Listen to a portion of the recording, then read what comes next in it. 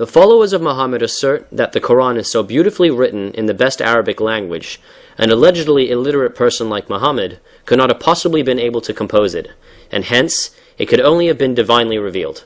Can you shed light on these assertions?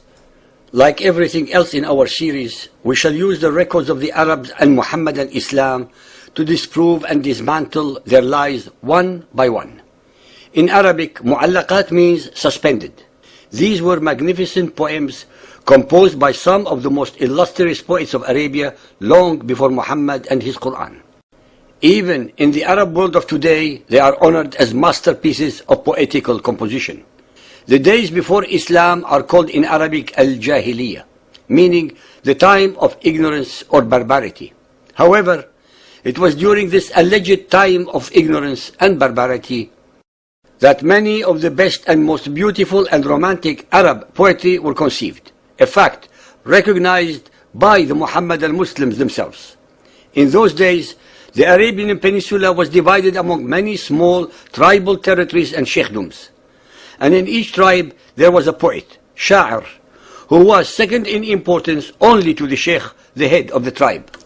The poet was responsible for keeping the history and the genealogy of the tribe, and in his poems he glorified the tribe and mocked its enemies. In reality, these poets were the news reporters par excellence of pagan Arabia. The names of some of these poets are Labid, Tarafa bin al-Abd, Al-Harith bin Haliza, Amr ibn al-Kalthum, Antara bin Shaddad al-Absi, Imr al-Qais. In some other traditions, 3 other names are also added. The lives of these poets were spread over a period of more than 100 years. The earliest of the 7 was the Arabian Christian Imr al-Qais, regarded by many as the most illustrious of Arabian mu'allaqat poets. His exact date cannot be determined, but probably the best part of his career fell within the midst of the 6th century. It is a phenomenon which deserves the fullest recognition, that the needy inhabitants of a barren land should thus have produced an artistic poetry distinguished by such a high degree of uniformity. Even the extraordinary strict metrical system was observed by the poets, who had no inkling of theory and no knowledge of an alphabet, excites enormous surprise. In the most ancient poems, the metrical form is as scrupulously regarded as in later compositions. The mu'allaqat are 7 pre-Islamic Arabic poems from around the 6th century AD that are considered the best of their kind. They are called the suspended due to the myth, which was developed about them during the Islamic period, that being the best poems of their time, they were written on parchments using golden ink and hung on the walls of the Kaaba for all to see. However, that name first appeared only a long time after the poems had been composed, since the title Mu'allaqat is not mentioned at all in the sources from that period. It is therefore a false myth, which comes from romanticizing the pre-Islamic period by the later Muhammadan scholars. Since the Arabic culture of that time was mainly oral, these poems were at first not written down, but recited and later memorized by individuals, usually the poets' apprentices.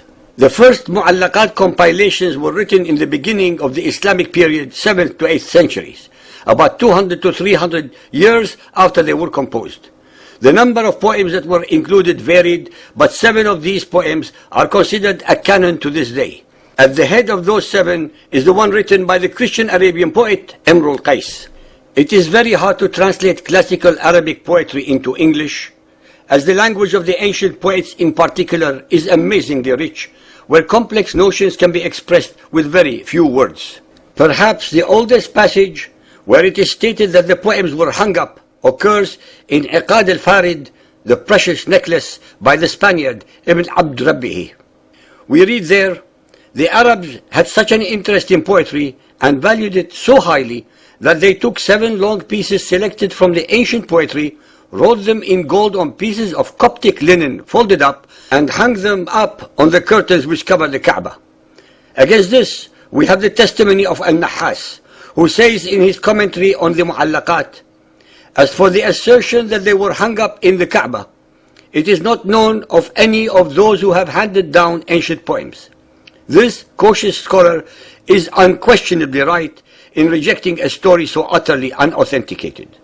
Even more pertinent is the fact that most of the pagan Arabs were illiterate, and hence hanging these poems to be read would have been a useless exercise, especially since the Arabic written of those days did not yet have vowels and there were several different Arabic dialects. After all, the customs of the Arabs before Muhammad are pretty accurately known to us. We have also a mass of information about the affairs of Mecca at the time when Muhammad arose. But there is no trace of this or anything like it to be found in really good and ancient authorities. Up to a time when the art of writing had become far more general than it was before the spread of Muhammadan Islam, poems were never or very rarely written, with the exception perhaps of epistles in poetic form. Based upon all the information available, the diffusion of poetry was exclusively committed to oral tradition. In fact, even the Quran was memorized and transmitted orally to start with, before it was committed to writing after Muhammad's death. In short, this legend, so often retold by the Arabs and still more frequently by ignorant Europeans, must be entirely rejected. The most important conclusion derived from all the above has nothing whatsoever to do about the actual existence of the mu'allaqat or not, but upon the fact that pre-Muhammadan illiterate poets were able to compose divine odes without divine intercession.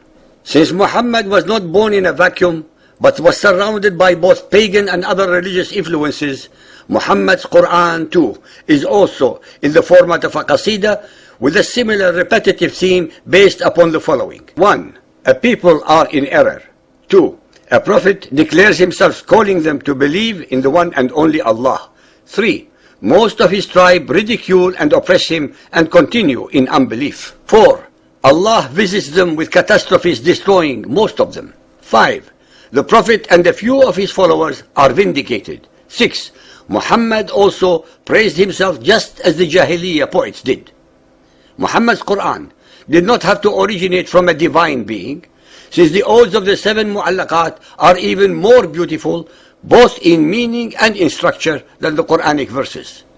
The poets who recited these odes were just as illiterate as allegedly Muhammad was, but no one ever considered their poems the result of divine revelations. So why Muhammad's Quran? All we have, after all, are Muhammad's assertions that they were revealed to him by Allah, which are totally unsubstantiated.